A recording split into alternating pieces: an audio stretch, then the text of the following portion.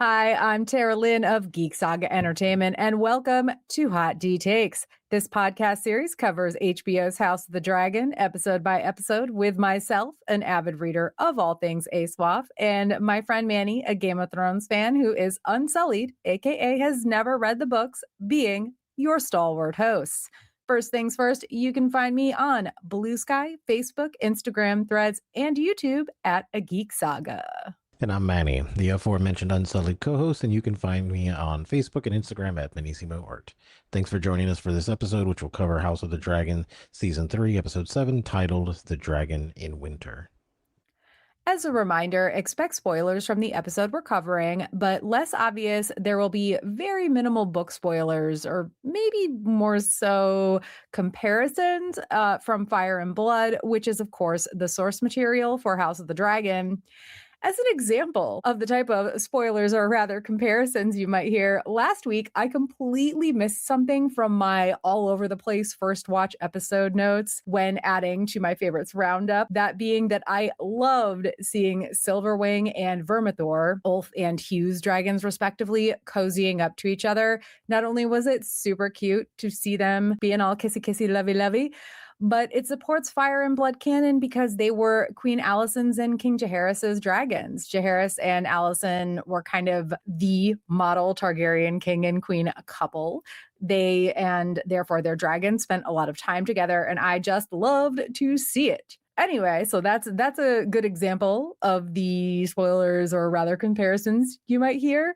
And that said, we are going to start with a summary of The Dragon in Winter, then cover what we think are the main hot takes from this episode, and conclude with a favorites roundup from this week's new installment. We also have a rating system that we will, like true Targaryens, fill in when and where we please, and that system includes rating things on a scale of 1 to 10 Targ eyebrows. Just one last piece of business before we dig in. Do not forget that Geek Saga Entertainment has a Patreon. It offers tons of ways to support us and receive some great perks in return, including access to our Hot D Takes live streams for $5 and up a month, or early access to our video recordings and podcast episodes for just $3 a month. Check it out at patreon.com/geeksaga_entertainment. And now it's time for the long and the short of it, our weekly episode summary. 25 episodes in to House of the Dragon, and this penultimate episode of season 3 opens with something we've actually never seen before. A Helena dream sequence, that is. Not only that, but later in the episode, she has a second dream sequence. Both feature a gray mare, though this opening dream is simply her petting the horse who is hitched to a carriage, while later Helena sees herself giving birth, then riding Dreamfire against an oncoming army, and finally enjoying her children and her chickens, as she should. Gray mare in the background until this peaceful pastoral scene is interrupted by an eclipse and what appears to be the swift arrival of winter. Perhaps the later dream was merely a continuation of the opening dream, though, one that Rhaenyra wakes Helena from prematurely because our queen wants answers, and she's willing to be quite forceful with her half-sister in her attempts to get said answers. Only Helena has nothing to give at the moment. Not that Rhaenyra believes her, but she seems to realize that she's being a bit too rough and thankfully backs off from her questioning. For now, anyway. And Helena's not the only one dreaming, y'all. We've seen tiny snippets of Aemon's Harrenhal nightmares this season. Thank the gods, not to the extent we had to suffer through all of Daemon's Harrenhal experiences in season 2.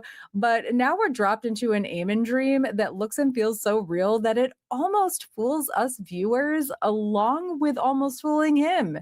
His dream pretends his mother's arrival at Harrenhal, but in ways we're not willing to repeat in this summary because, ew, gross. If you know, you know. Setting aside Aemon's nasty little dream, once Alicent arrives at Harrenhal, things do be awkward. She doesn't get this whole thing with Alice Rivers. Alice Rivers obviously doesn't want her possible future mother-in-law around at all.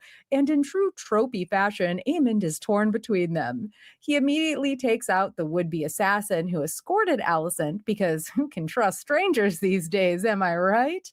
And this leads Alicent to attempt to take things into her own hands, mixing nightshade in with some spiced wine and serving it to her son before she sneaks away from Harrenhal. Don't worry though. The poisoned Aemon stumbles back to Alice's arms, and we're going to go ahead and guess that she has some nightshade antidote at the ready. These Targ boys aren't that easy to kill after all. More on that in a bit. Speaking of things that are hard to kill, I'm sure many viewers expected a battle in this episode, but perhaps not the dragon battle that we got. Because while Daemon rushed to the Vale to chide Lady Arryn for letting Rhaena fly off to the Riverlands, she was in fact already being spotted there by Baela and Adam, who then dashed back to King's Landing to inform Rhaenyra of what they saw, all culminating in Daemon, Rhaenyra, and Adam cornering Rhaena and Sheep Stealer. Remember how we've been reminded over and over again that no one really controls a dragon? Well, y'all, this scene was just more proof of that, because it turned into a knockout dragout that Syrax only survived with the help of Caraxes, and that Sheep Stealer seems to have barely survived, and for those who knows how long. Thankfully, we aren't pouring one out for our fair ugly boy just yet, but he's certainly in bad shape. And who knows if or when we'll see him again. Sad face. And Rhaenyra, of course, is none too happy with Daemon about, all of this. He actually really does try to apologize and actually really does seem pretty heartfelt. But Rhaenyra isn't ready for it, and she later goes to Mysaria for, is it comfort, advice? She certainly seems to get both, though we as viewers are maybe left questioning Mysaria and her motives just a little bit more than we already were.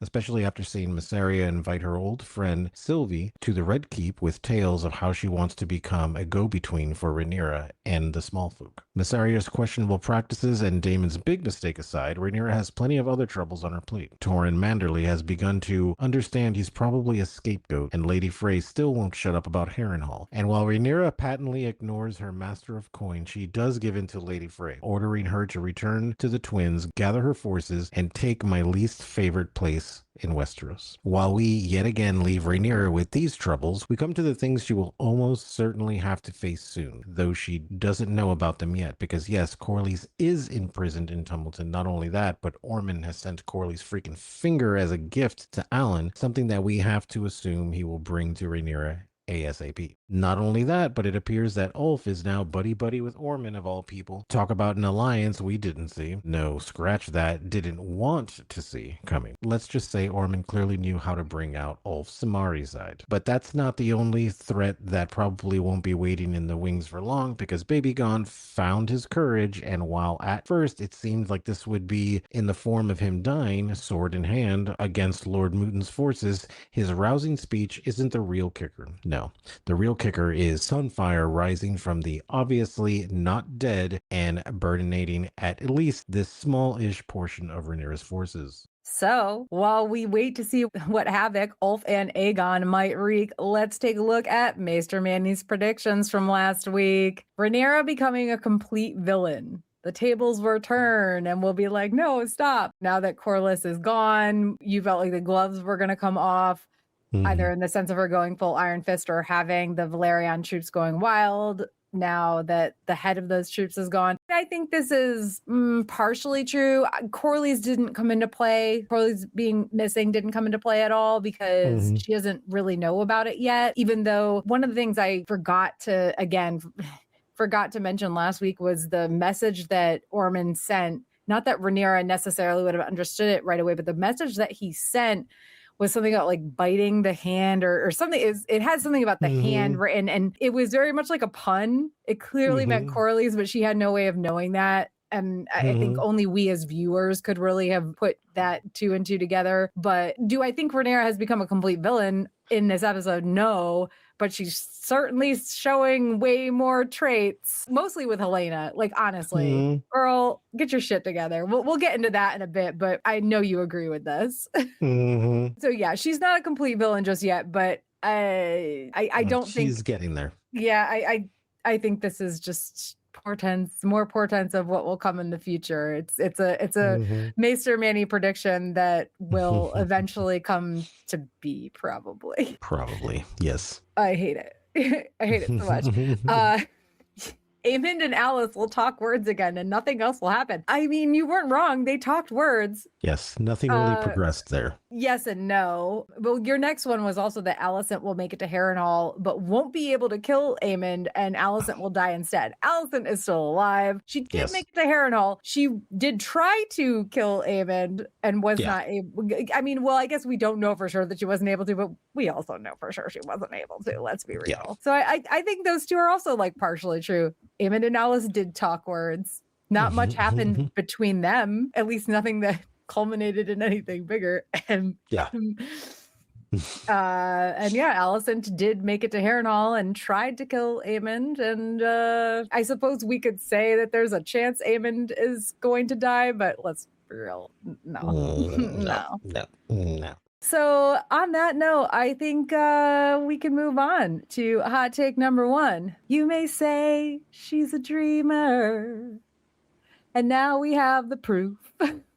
Okay. To be fair, we have pretty much had proof of at least some of Helena's prophetic dreams before this. This is just the first time we actually got to see her dreams. And wow, do we, or maybe especially I, have some things to say. So I'm going to start with the gray mare. Let's get that out of the way.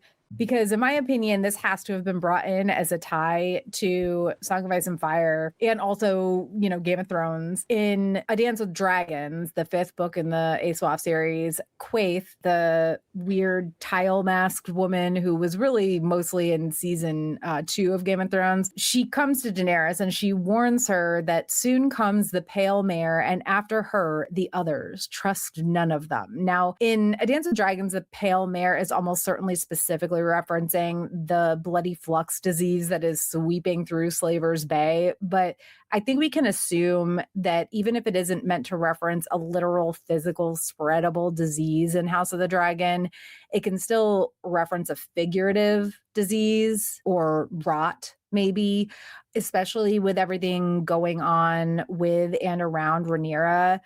I am going to hazard a guess it's in regards to her, like in regards to Rhaenyra, but hey, I could be wrong. It could be just a super basic foreshadowing of a death, but I want the show writers to be like a little smarter than that. Cause I have seen theories that this is just, it's a pale mare. That just simply foreshadows death, and it's only foreshadowing Helena's death. And I'm like, no, I think it goes a little deeper than that. You know what I mean? Yeah, for sure.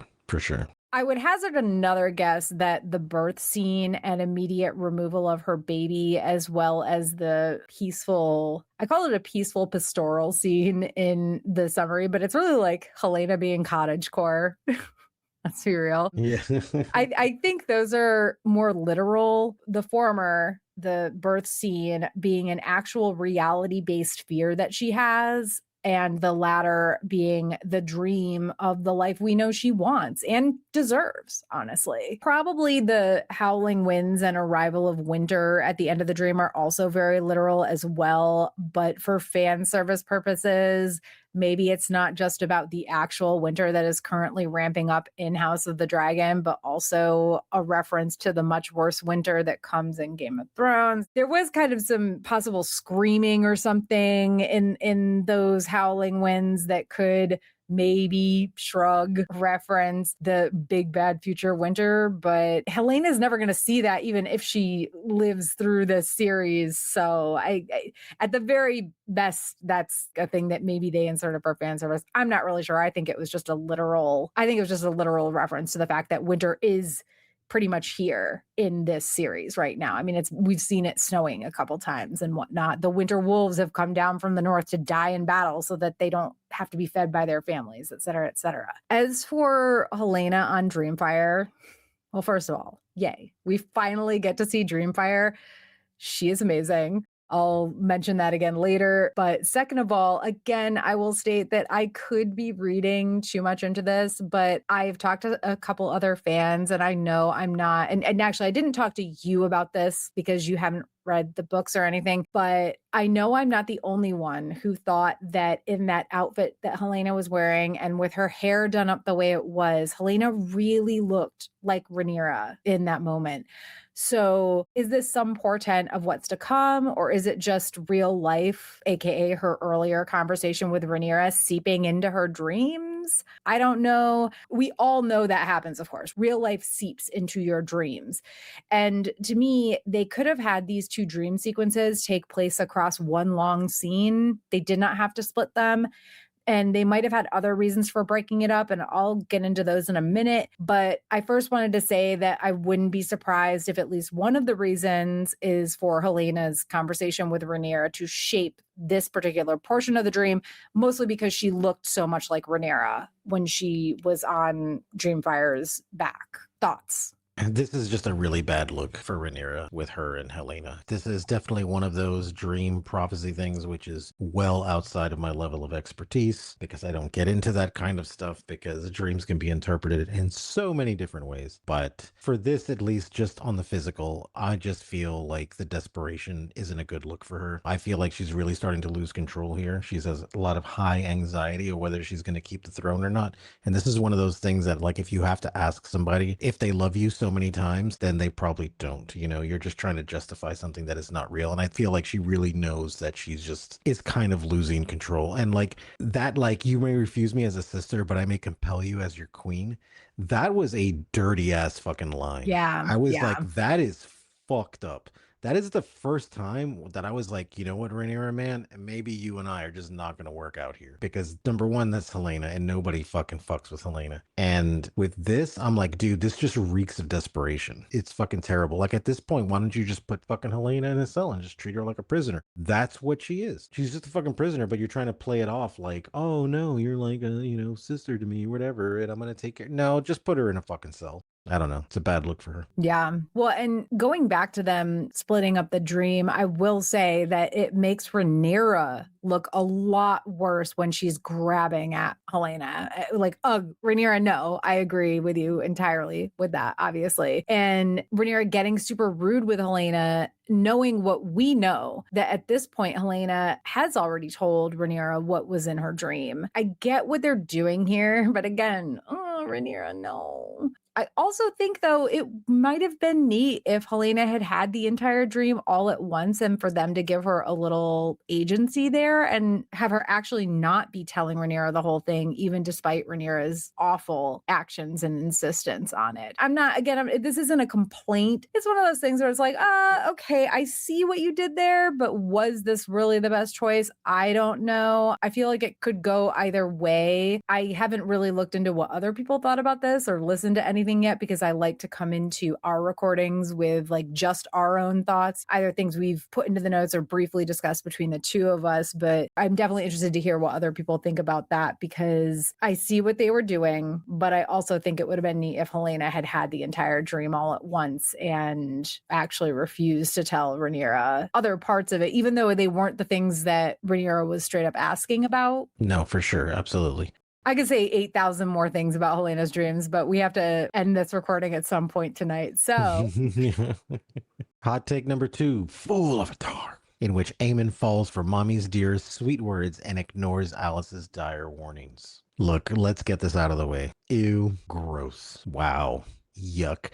You know what I'm talking about. Yeah, really, how much do we even want to talk about that dream of his? Do we want to talk about it at all? I honestly was fooled for a second. I was like, oh, God, what? No. Oh, God, I need to get some water. I need to clear my palate. Yeah, that was not where I was expecting the episode to go at all. But thankfully, it didn't, quote unquote, IRL. That was fucking terrible, dude. I think that's all we have to say about that, unless you have something else you want to say. No, I just want to go ahead and just float right on past that entire scene and just, no. Yeah, get into the rest of this. It was kind of weird, maybe a little bit cool that Allison actually said some things Aemon dreamed her saying word for word and all. But also, hey, another notch on our awkward dinner tally, which I haven't actually been keeping track of. But yeah, this was definitely another one. A different kind of How I Met Your Mother from Alice's perspective. So the showrunners actually admitted that they've been trying to establish a sort of love triangle between Aemon and Allison and Alice. And like, ew, guys, gross. What are you doing? Seriously, guys, what are we doing here? Nobody wants this but you, maybe. Yeah, exactly. Someone on that writer's block has got something going on right now. You got to help them work through it because this is a bit much. In her interview, Gail Rankin straight up called Eamon a bit of a mommy's boy and that it's hard to be the other woman in that relationship. Still, dude, no, that is your mom. There is no other woman when it comes to that. Your mom is not the other woman. I think from Alice's perspective, Gail meant that he's a mommy's boy and it's hard to be the other person in a relationship with somebody who's a mommy's boy, which thankfully I don't really have any experience with to that extent, but I have friends who have been in relationships with men specifically who had those types of relationships. So I know it can be difficult. I want to say it's interesting that even after Eamon kills the man who was obviously meant to be the actual assassin, Allison doesn't give up and actually tries on her own to kill her son. Maybe in the grand scheme of things, it's not super shocking that she did, but I can't be the only one. And I think you're in the same boat as me, but I can't be the only one who was questioning whether she'd have the backbone to actually take it that far. I honestly wasn't sure that she would. I think I was like a 70-30, like 70% that she wouldn't. And yet. I really thought she was just going to buckle and just not do it. But I mean, but what choice does she have at this point? Helena's still fucking there, captive. She's trying to protect Helena and stuff like that. But I figured maybe just like drop a little note to Eamon before she shows up. Like, hey, man, I was told to come here and poison your ass. So just prepare for it. And the guy I'm with is an assassin. But the fact that like the assassin's there, Eamon kills him. Like, would you not be a little sus about your mom at that point? I kind of would, because I was like, hey, mom, it's great to see you. I saw that you brought an assassin with you. That's interesting. He trusts Allison that much. He clearly does because he drinks the wine that she gives him without question. His whole thing was like, we don't trust strangers. Like, I trust you because you're mama, but I don't trust I this don't know, dude. man. I think he's on that thing when people hook up with other people and they don't want to see the truth of the matter because they're so into him. I think he just wants to smash his mom is what it is. And he's just not thinking clearly at this point. He's like, well, I took out this assassin guy. So I don't know. Targ's got a targ, I guess. But it was really cool, when he gets poisoned and Alice calls him an idiot. Because like, dude, come on, man. You went to the club and you got offered a drink by your mom who came with an assassin on top of that. And also, like, keep in mind, you're at fucking Harrenhal. Like, what goes good in Harrenhal? Nothing. Nothing goes good there, Everything is fucking poisoned at some point. Or you're getting some fucking mold inhalation or something like that. Yeah. There, the place is just fucking terrible. Like, do you think you're gonna sit back and have a great time with fucking Alice? Look, I love Alice. She's great. Yes, absolutely. If I was Eamon, yes, I'd want to start a life with you, honey, and have kids. But at fucking Harrenhal, dude, come on, dude. It's like I want to open up a business. I want to be a franchisee for fucking Chipotle. Again, like Alice just watching the poisoned Eamon stagger into her chambers, and she just rolls her eyes and is like, idiot. And I'm right there with her on it. It's like, you're a fucking idiot. Your mom already brought an assassin. And then all of a sudden she's like, hey, you remember this spiced wine I used to make you? And this is just me. I don't think Eamon necessarily assumed the guy was an assassin. I think he just, like, they killed that stable boy. What was that stable boy gonna do? You know what I mean? He's just a little kid. But Eamon was going to kill him before Alice came in and did it herself. So I think Eamon is just kind of like, well, I can trust my mom, but this guy who came with her, I don't think he necessarily immediately assumed it was an assassin. Because listen, even after Alice was like, your mother means you harm, she has this bad aura. Like, Amber is not the color of her energy, boy. He was like, whatever, bitch. She's my mom. I love her too much. Just saying. But either way, Alice just watching him stagger in her room and just being like, ugh, you fucking idiot. That was great. 10 out of 10 Targ eyebrows for Alice's. Yes. Exasperation. Agreed. Especially after that fucking awkward dinner. I wish we'd actually been keeping a tally of this. We never thought we'd have to. You're right. There has been definitely a good deal of awkward dinners. I would say like half a dozen, possibly, at least. Yeah. Eamon wiping out that family at dinner. That sucked. The rat dinner. This dinner. Like, I'm sure there's a few others in there also. Season 1, where Viserys is clearly on his fucking last leg and everybody just wants to make him happy, but they're all also about to just fucking shank each other under the table. Yep, guys. No more dinners, guys. Yeah. No more group dinners. I gotta prepare myself for this next one. Hot take number 3. It looks like it's time for a dragon dust up. Let's meet our opponents. In corner one, Sheep Stealer, the scarred survivor of what appears to be quite a few dragon on dragon brawls. In corner two, Cyrax feeding off Rhaenyra's angry main character energy and perhaps biting off more than she can chew.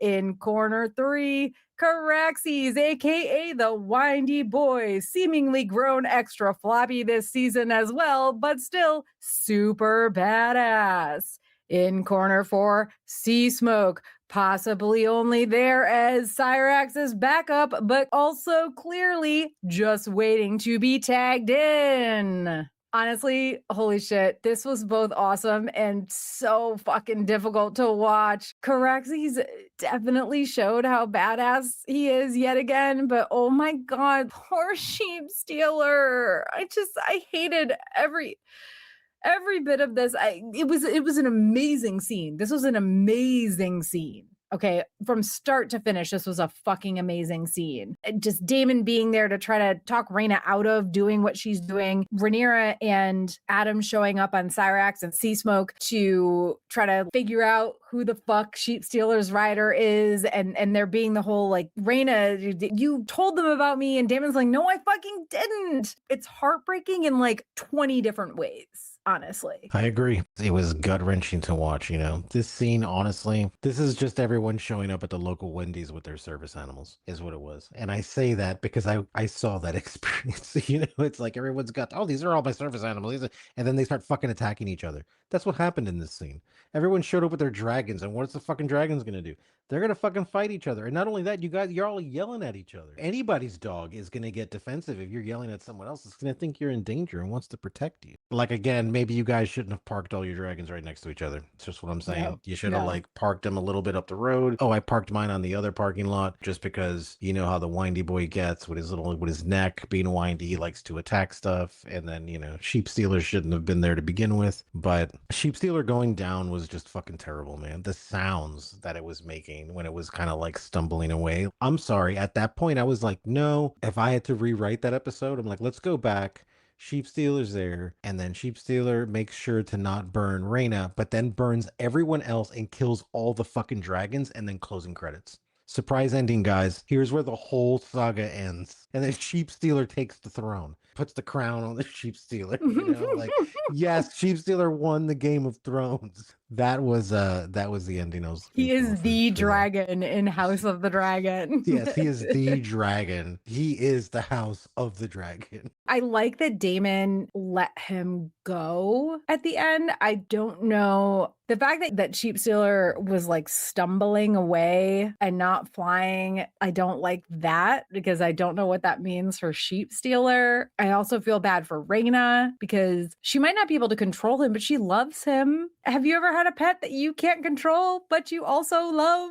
Yes, I have one now. It's my cat. She's a maniac. She is Sheep Stealer. That's why I love Sheep Stealer so much, because Sheep Stealer is my cat. I think Sheep Stealer is also my dog, Ellie, honestly. Yeah. I love her to death. I think she's beautiful because she's my dog, but she's not an aesthetically beautiful dog. Okay. That's exactly how my cat is. She's not aesthetically pleasing in any kind of way. When you look at Sheep Stealer and then you see a picture of my cat, you'll be like, oh, I get it now. Ellie even has janky teeth. So yeah. To me, I'm like, yes, absolutely. That's my cat. And yes, she is uncontrollable. You don't know what version of her you're going to get when you get close to her. She's going to either purr at you or swap at you. Her mouth just smells like sewage. She is Sheep Stealer, like 100%. When Sheep Stealer first came out, I was like, oh, there's my Nims right there. There she is. This is her character. This scene, it was fucking amazing because it shows you what dragons can and will do to each other. And the fact that we saw Rhaenyra immediately knew what was going to happen. And she pulled Adam and Rhaena out of the way because she was like, I don't have control over Cyrax anymore. She did not have control over Cyrax in that moment. And that's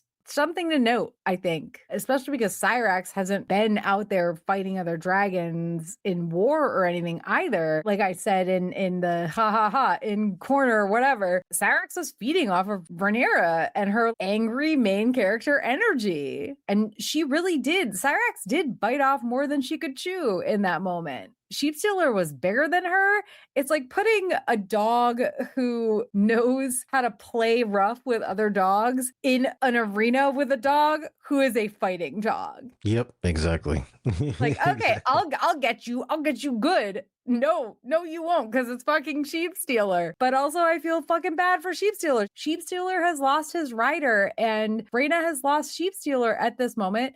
Will they come back together? I honestly don't know. I don't know what the show's going to do here. But seeing him just crying as he stumbled away, it was heartbreaking. It was terrible. I just wish Sheepstealer would have killed everyone and reclaimed his throne, and then Yeah. show over. Yeah, I mean, let's face it, Kristen Cole's already dead at this point. So at this point, I don't have as much chips in the game as I used to. Yeah. I just want to say All your chips are in the Sheepstealer pot. Exactly. Exactly. Hot take number 4, Damon puts on his "Look at me, I'm human" mask. In fact, more than once in this episode. With Reyna, he's clearly worried about her hunting for Vhagar, and for good reason, and even offers to help her. Then explains what his childhood was like, even admits he should have done better as a father. I do want to note here that when Damon offered to help Reyna, saying that they could hunt Vhagar together, I was expecting that to be like the next thing to happen. Like they just fly off and go to hunt Vhagar together. It obviously wasn't, because again, dragon dust up. But yeah, it just goes back to being Reyna being the show version ish of the book character Nettles. But alas, that didn't happen. I'm a little bit sad about that, but I'm hoping that isn't totally the end of that storyline. I guess we'll see. Maybe it will be, and I'll just be disappointed. We'll see. Yeah, and then later with Rhaenyra, Damon really seems to be prostrating himself, not literally at her feet or whatever, but his explanation isn't just excuses, and his apology really appears to be heartfelt. I mean, he's practically begging for Rhaenyra's forgiveness, as he should, but I am going to debate that one. It's maybe even a little less surprising that when she doesn't immediately accept it and uses the "it's late" as a reason / way to dismiss him, he doesn't cop an attitude or continue imploring her. He just does what she wishes and leaves. And he's not like stomping out or anything either. Look, this is going to be a hot take here, right? I really felt for Damon here. Like he was and is trying to protect his kid here. This was the most sincere I've seen him. Oh, no, Like, yeah, I felt agreed. this was like the most real that I've seen him, because I saw him as a parent. I can relate to that. I get it. You want to protect your kid, whether you're a parent or step parent or whatever. We all have those feelings. So we can understand that. And I get it that he wants to protect her. He did ask for forgiveness, whatever. But here's my take. Like, I love my queen, but I would never apologize for doing things to protect my kids. Okay. And Rhaenyra should understand that. Yeah. That's the part with like Damon that's like, I wouldn't have fucking apologized. I would have said exactly what I did. Yeah, I did it. And you know why I did it? To protect my fucking kid. What are you going to say to that? I'm sorry. You know, she's the queen and we love her. We love Rhaenyra. But honestly, Rhaenyra should understand this. But I guess after you lose 2 kids kind of pointlessly, and you're treating your half sister as a commodity, this concept may escape you because you're just seeing them as kind of tools almost. I do think he felt bad for lying to Rhaenyra, and I do think he should apologize for that, for lying. I don't think he was apologizing necessarily for protecting Reyna. I think he was apologizing for the lie he told to protect Reyna. Yeah. But either way, like you said, this is like the most human we've ever seen him. We did see him being very human, being a people with Reyna when he first confronted her, when he found her in the Vale a couple episodes ago. But I do think that this episode was just more of, do I think it'll stick? Nah. But I do think that in those 2 scenes and him wanting to help Reyna and him actually apologizing for Rhaenyra, and like you said, he didn't cop an attitude about her being like, it's late. He kind of looked defeated, if you ask me, a little bit as he left. Yeah. I don't know if he was expecting to like get it on or whatever, but she told her maid, don't leave. You can stay here for this. I don't care. Yeah. That was interesting. Almost almost like she wanted a witness, but I really think Matt Smith did an amazing job in this episode again. And I'm not saying he's not good at other times or whatever, but in this episode especially, we go back to a couple episodes ago when he faced Raina in the cave, and it was the same feeling. This guy can person sometimes. Like he's not always just a colonizing wannabe asshole. No, he was straight up humaning it pretty good. He was just being a human. And that's what I felt when he first ran into Raina in the caves. And then with this too, I'm like, this is exactly where I completely related with him. Where I'm like, yeah, absolutely. I would have done the same fucking thing, bro. And again, I understand where you're coming from as a father, but I think in this aspect, he wasn't necessarily apologizing for protecting her. He was apologizing for the lie he told. And yeah, I can see that. There is a very fine line that you're walking there either way. But I'll give Damon, I don't know, like let's say 6 out of 10 Targ eyebrows for trying. I hate to say it because I love the queen, but I would have told the queen to go fuck herself. I'd have been like, you know what? Fuck you. I was protecting my kid. I'm sorry. Yeah. You know, and honestly, I would have thrown it back at her. You would have done the same fucking thing. You absolutely would have done the same fucking thing, dude. So don't get pissed at me because you're looking at a fucking mirror. Okay? Because you're looking at yourself through me. Don't get mad at that. On that note, let's move on to hot take number 5. On the precipice of a great victory, my ass. Or Mysaria seems to tell Rhaenyra what she wants to hear, while we as viewers sit here thinking, can this possibly be the truth or even part of it? Listen, we don't want Rhaenyra to lose faith either, Mysaria. But claiming that Rhaenyra is about to have the aforementioned great victory and telling her that her uncertainties are all about to be resolved and that her opponents will just fall away, these don't seem like promises that can be kept. Yep. They just don't. Especially considering things we're going to talk about in just a bit. For right now, I just want to point out that A, 3 of Rhaenyra's dragons are injured. B, Sheepstealer doesn't seem like he will ever be useful and is even more badly injured than the others. C, Rhaenyra is very unsure about trusting Daemon literally at all right now. D, King's Landing and things of the small folk are all still a fucking mess. E, Rhaenyra might not know it yet, but Corlys is Ormond's prisoner. F, plus there's no word about the Aemond assassination plot. And G, no proof that Aegon is actually dead. Again, more on what's going on with some of these things in a bit, but we could go on. And listen, I am not against Rhaenyra and Mysaria having a relationship, including a physical one. Like, listen, sapphic shit, here for it. I love it. But on top of what are very likely empty promises, I'm not sure I love them hooking up at the end of this scene. I get it.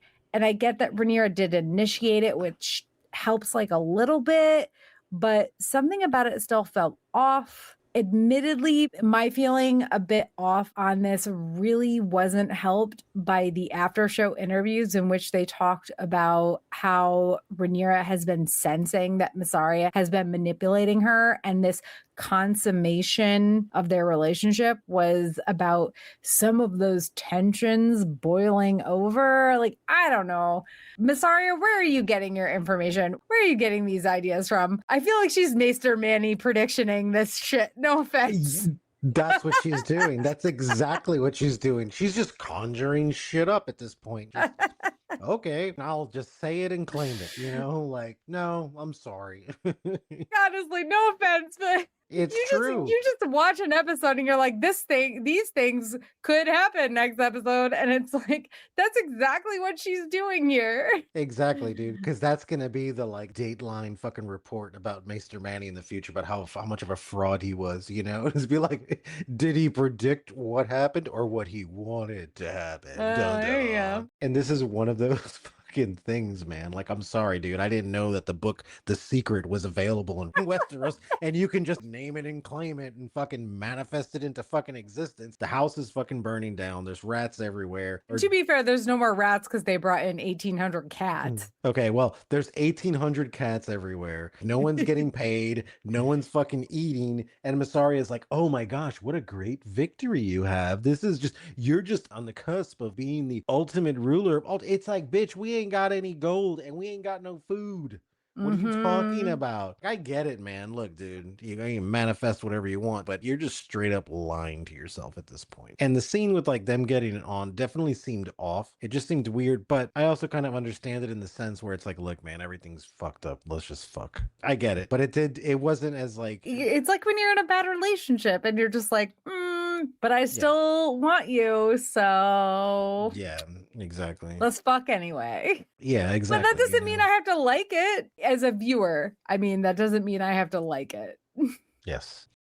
Hot take number 6, Ulf the White. Nope, it's Ulf the Turncloak, because it turns out Ulf has been chatting with Ormond and there is some base treachery afoot. We'd love to know the timing of when Ormond and Ulf started meeting up for a pint on the hillside, because, the scene in this episode definitely isn't the first time, considering that Ormond already promised Ulf a lordship and a seat, Honeyholt, the seat of House Beesbury. However, for someone who has been whining about up-jumped lackeys and the like, these are some pretty big promises for Ormond to make to a bastard who is also a peasant and can't even read, especially as he goes from offering little old Honeyhole to offering freaking Driftmark. Come on, dude. You're like, dude, I got this great business proposition. It's a Chipotle. And then you're like, well, I guess, yeah, it's fine. It's cool to have a seat. And they're like, no, psych, what we're actually going to offer you is, I don't know, insert whatever restaurant you like here. Fucking Five Guys. It's going to be a Five Guys instead or something, you know? And you're just like, oh, damn, wait a minute, dude. Like, hold on. Wait, current references. I got a great proposition. You can have a Bricks and Minifigs franchise. Oh, wait, no. You can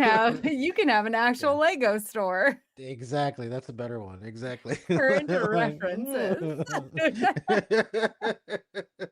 For my part, obviously, I knew Ulf was going to go to the other side because, book stuff.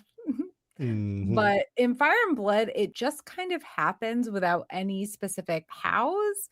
Maybe some vague whys. Ulf definitely isn't happy in Fire and Blood with his position or lack of it when he's on Rhaenyra's side. But I do want to point out that in Fire and Blood, Daemon, of all people, suggests giving a pretty big, I'm not going to say which one, but a pretty big, really big seat to Ulf. But Corlys argues against it, and Rhaenyra gives in to Corlys on that. It's a really big house. That's all I'm going to say. And I think I'm right on this. Book readers, feel free to correct me if I'm not. The history as it exists doesn't seem to have any information about Ulf having discussions with the other side before blatantly turning on Rhaenyra. Anyway, that said, Manny, you knew this was coming at some point, I think. You certainly have said some things in many season 3 episodes about the possibility of something like this happening. So what are your thoughts on this? Bro, I totally knew this was going to happen, man. You can take the kid out the street, but you can't take the street out the kid, man. Look, he's been living life by his own standards, and now he's being asked to do differently. And let's face it, he's clearly getting used by Rhaenyra, and he can see that. He's a street kid. He knows. It's really not surprising to me at all that he would do something like this. He clearly lives life by his own fucking rules. He's not made to be sitting in some kind of council or something like that. So honestly, it's just not fucking surprising at this point. And he's being used, he's gonna fucking know. I did not love the conversation that they had when he was like, I'm just gonna burn all of them. Like Ormond says, well, they won't laugh at you anymore. And Ulf is like, no, they won't laugh because I'm just gonna burn all of them. I didn't love that for Ulf. That is a little bit surprising because who are you gonna burn, Ulf? Who are you gonna burn? Just saying. Who are you gonna burn?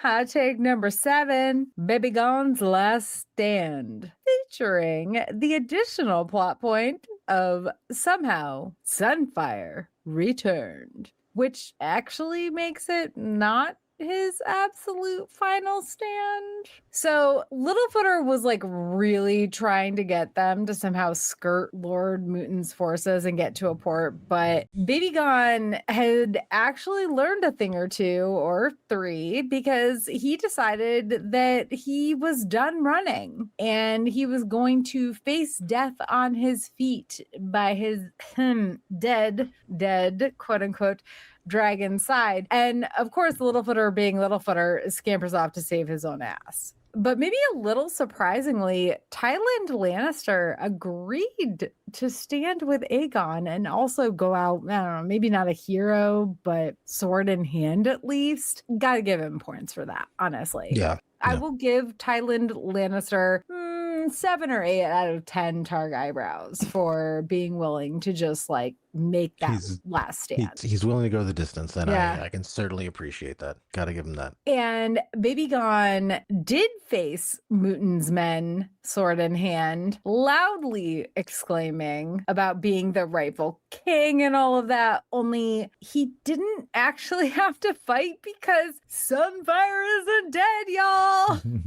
When Baby Gon was making this speech, I was on the edge of my fucking seat. Literally, I moved to the edge of the couch and Dean is like, what the fuck is going on with you? Because I knew that Sunfire wasn't dead. And when Baby Gon started yelling about who he was, I will just say, how did neither he nor Tyland hear Sunfire making all that noise behind them? Yes, it looked and sounded like the horses from Lord Mooton's forces noticed it first. That makes sense. And of course, the opponents can actually see what's happening behind Baby Gon, but it's not like Sunfire was quiet about it. Like, how did they not notice? How did Baby Gon not hear this happening literally right behind him when everybody else, I don't know. This is a big dragon. This is a big, really big horse. But just FYI, Sunfire also doesn't die after Rook's Rest in the book. He seems less dead in Fire and Blood than he did in the show.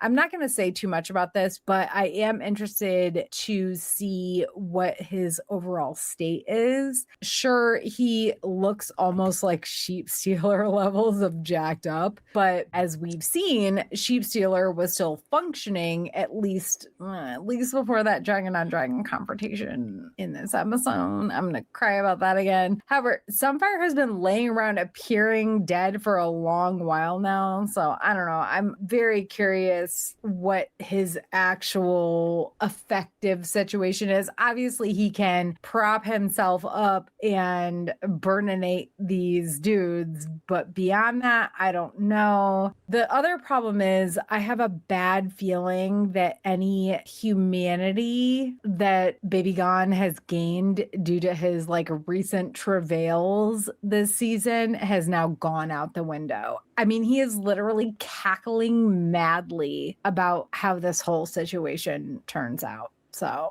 I don't know. Yeah, this is what he did. He got up, pulls out his sword, and he's like, looks like Chili's baby back ribs is back on the menu, boys.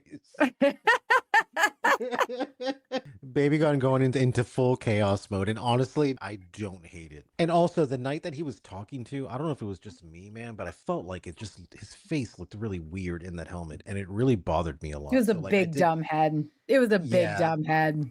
Yeah, and like I didn't care anymore about the context of what was going on. I was like, I just want to see him burn. I can't look at him anymore. So anyways, Baby Gon turning his army into some Chili's baby back ribs is probably for the better. I definitely didn't see Sunfire coming back. I thought that it was actually dead. Now, I will say that I do feel like this is a very heavy kind of Deus Ex Machina aspect of the story, to where it's like, oh, okay, all of a sudden it's like, well, now your dragon came back. It was cool that he like stood up for himself and he's like, oh, I'm the king, and he's declaring himself. The fact that the dragon shows up right there, it's cool. I'm not gonna lie, I was like, okay, that's cool. But it did feel kind of, I don't know. I don't disagree, but I'm holding out my opinions on this because we don't know how effective Sunfire actually can be. Yes, Sunfire can prop himself up and burn a whole fuck ton. Yeah, she got those first tables of baby back ribs in real quick. So she can at least do that. I do have a bad feeling about how this is going to turn out for Rhaenyra, because I think that Aegon, injured and burned and unable to really, like, if he had actually had to face those guys with a sword, which he was willing to do, which honestly, okay, props to him. Props to him. He was like, I'm not going out hiding in a hole like a fox or whatever. Fuck you, Littlefooter, for just riding off. Not that I'm surprised. Is anybody surprised? I kind of felt almost, see, because I didn't think that they were going to actually make a last stand there. I felt like they were lying to get him to go away almost for a second. You know, sometimes you're hanging out with like a group of people and they're like, oh, what are you guys going to do? And we're like, oh, we're going to go to this place. And you would say something that they wouldn't want to go to or like. And then they're like, oh, well, I'm just going to go home. And then you're like, oh, okay, well, yeah, that sucks, man, but we'll catch you next time. And then they take off. But that's what it felt like. It was kind of like, no, we're going home to go to sleep, man. What are you going to do? Oh, yeah, you're taking off. All right. And then they take off. All right, let's go to the club, dude. Like we talked about earlier. Let's go. We just didn't want Littlefooter to come around and kind of slow us down. No pun intended.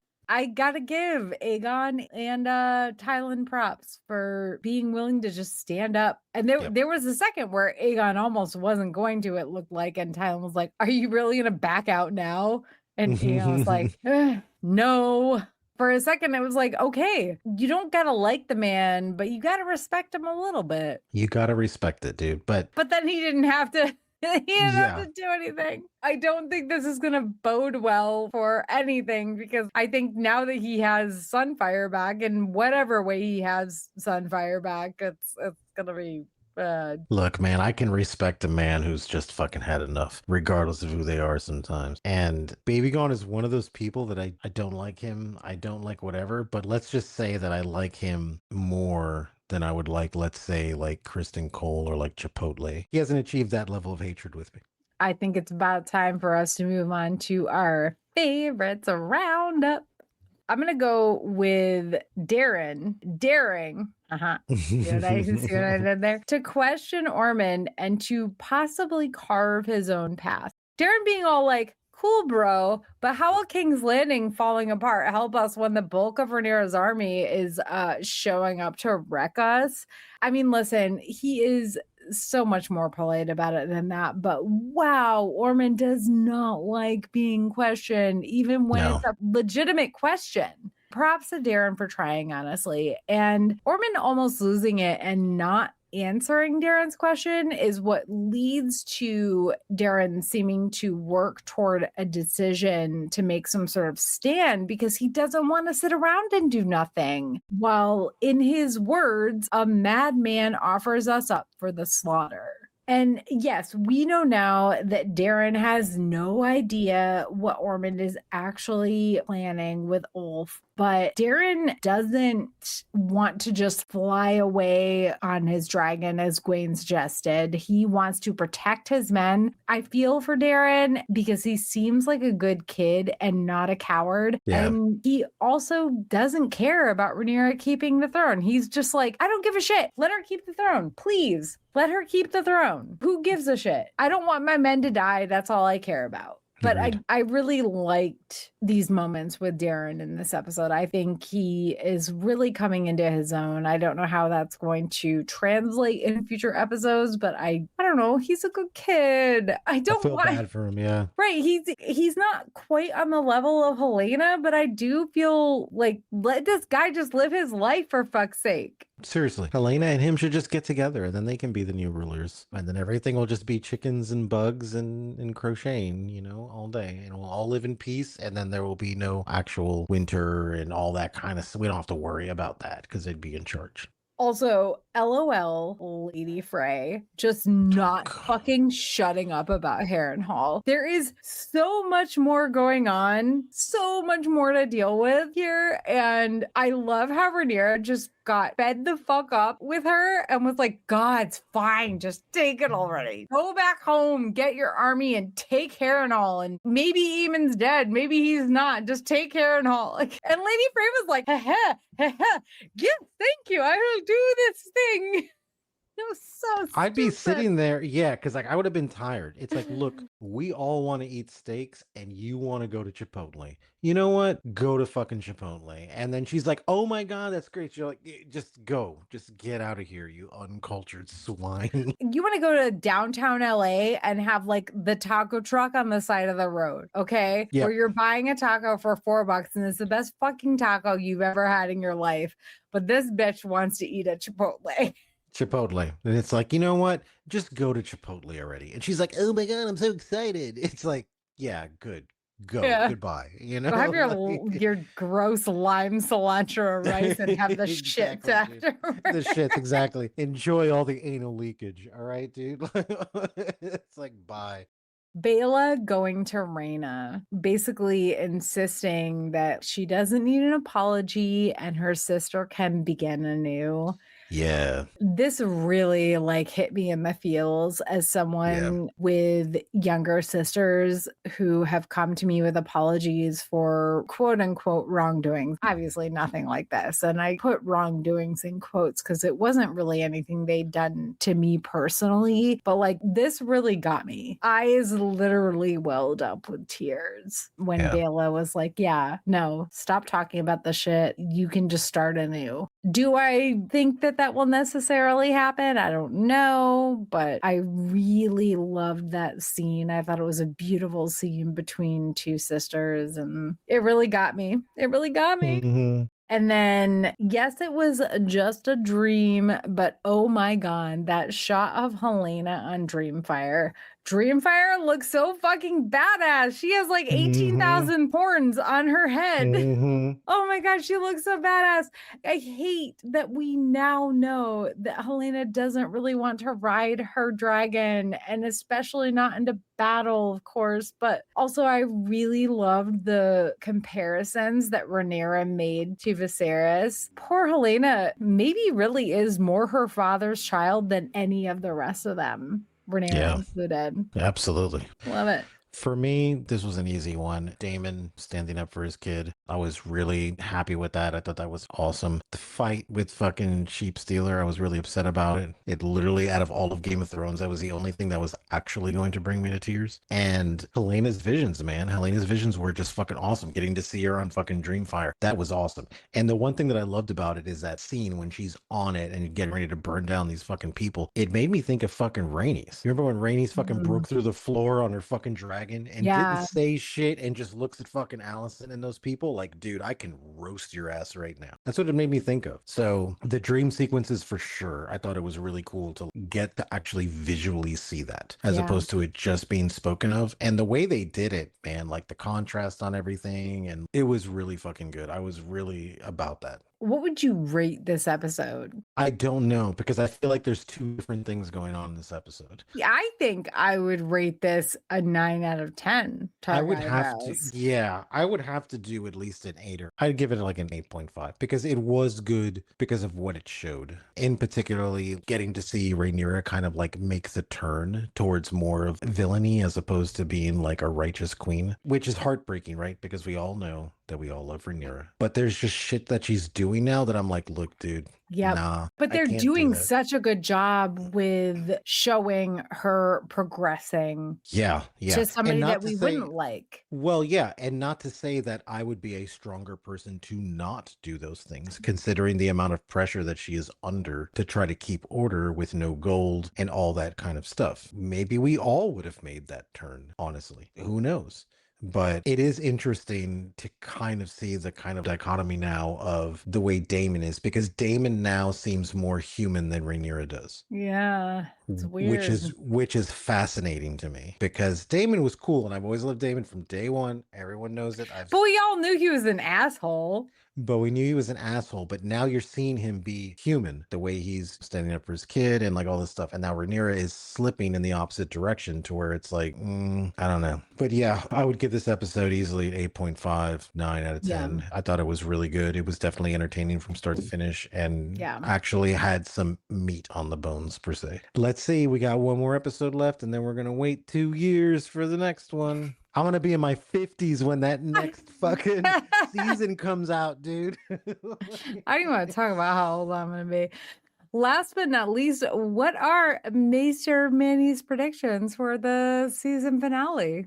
I think that Allison's going to get whacked. I feel like she's going to get whacked. That's what I'm waiting for. Allison's going to get fucking killed. I believe that there's going to be more of a line drawn in the sand. I believe in the next episode, I have a feeling it's going to be more people jumping ship because Rhaenyra has no control. Okay, so Allison might die and people jumping ship. Yeah, I think people are going to kind of seeing the way the wind is blowing, and I feel like people are going to start being like, nah, fuck this, I'm out. Not that they're necessarily going to like support Ormond or anything like that, but I feel like there's going to be people that are going to be like, you know what, I'm fucking done.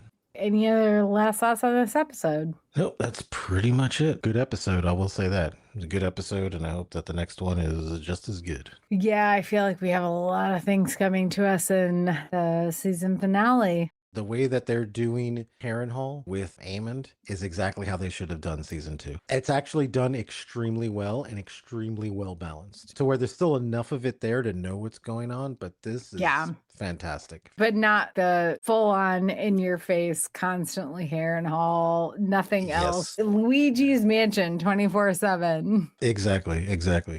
As we close out the episode, we just want to thank you, our listeners, for joining us for Hot Tea Takes. Manny and I will be back next week to cover the season 3 finale of House of the Dragon. For the most current news and updates about this series, please make sure to follow at a Geek Saga on Blue Sky, Facebook, Instagram, Threads, and or YouTube. And also please consider backing our Patreon at patreon.com/geeksaga_entertainment.